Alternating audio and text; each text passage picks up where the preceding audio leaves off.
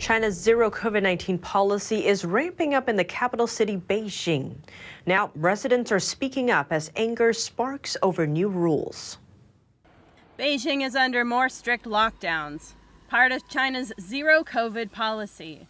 Some residents report that their entire residential compounds are being forced out in groups and transferred to quarantine facilities. And in some areas, authorities have started going door to door, sealing the doors to people's homes overnight. A social media post complaining about the situation offered more detail. The user explained the forced transfer began after nearly a month of lockdown, and added that residents were not given protective clothing while in transit.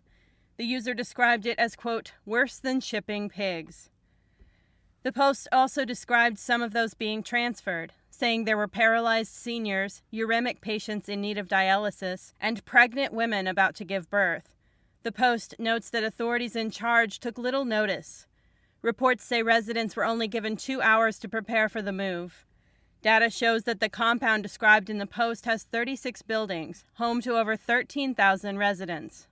Locals alleged that authorities threatened to cut off water and electricity for anyone who refused to go. They said if you don't leave, the water and electricity will be cut off. Ridiculous, just ridiculous. Analysts say locals previously thought Beijing wouldn't face the same severe lockdowns Shanghai did, but the ramping up of rules and forced isolations suggests otherwise, and shows what analysts called the, quote, absurdity and horror of the Chinese Communist Party's Dynamic Zero political campaign. They said if you don't leave, the water and electricity will be cut off. Ridiculous, just ridiculous. It's all the same in Beijing and Shanghai, even the entire country. That's dynamic zero COVID policy. The dynamic zero COVID-19 in the entire society.